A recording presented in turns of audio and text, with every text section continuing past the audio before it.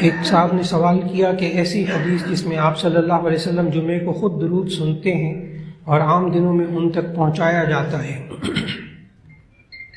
نہیں، فضائل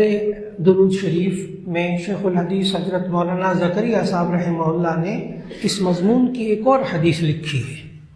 کہ اگر کوئی شخص درود شریف پڑھتا ہے میرے نزدیک آ کر تو میں خود سنتا ہوں، اور اگر دور سے پڑھا جائے تو فرشتے اس کو پہنچاتے ہیں۔ یہ حدیث فضائل رمضان میں شیخ الحدیث حضرت مولانا زکریا رحمہ اللہ نے لکھی ہے،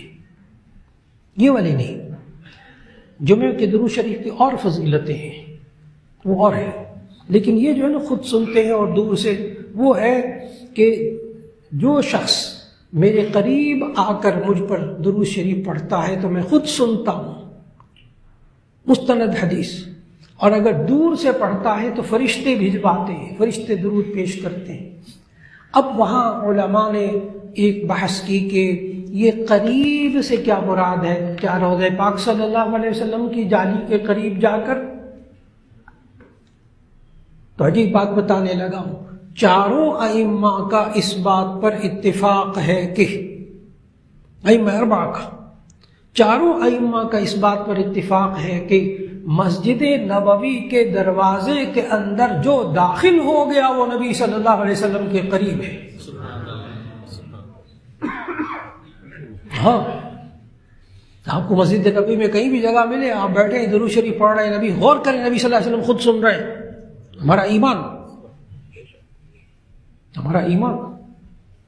اس لیے میرے شیخ حضرت مولانا فضل الرحیم صاحب دامت برکاتہم جب وہ حج کی تربیت میں مدینہ شریف کے فضائل بیان فرماتے تو کئی دفعہ حضرت سے میں نے خود سنا، فرمایا خدا کے لیے مسجد نبوی میں بیٹھ کر ادھر ادھر کی باتیں، سیاست کی باتیں، غیبتیں، فلاں فلاں نہ کیا کرو، دیکھو نبی، تم درود پڑھو، نبی صلی اللہ علیہ وسلم خود سنتے ہیں، ایسی جگہ بیٹھ کر تم گپے مارتے ہو۔ یہ الفاظ حضرت کے میں نے سنے اپنے کان سے، وہاں بیٹھ کے گپے مارتے ہو، ایسی جگہ جہاں سے نبی صلی اللہ علیہ وسلم خود درود شریف سن رہے ہیں۔ تو مسجد نبوی کے اندر جو بندہ چلا جائے وہ نبی صلی اللہ علیہ وسلم کے قریب ہے۔ ائمہ اربعہ کا اس پر اتفاق ہے کہ نبی صلی اللہ علیہ وسلم خود درود شریف سنتے ہیں۔ اب وہاں بیٹھ کر اور ادھر ادھر کی باتیں بندہ کرے گا؟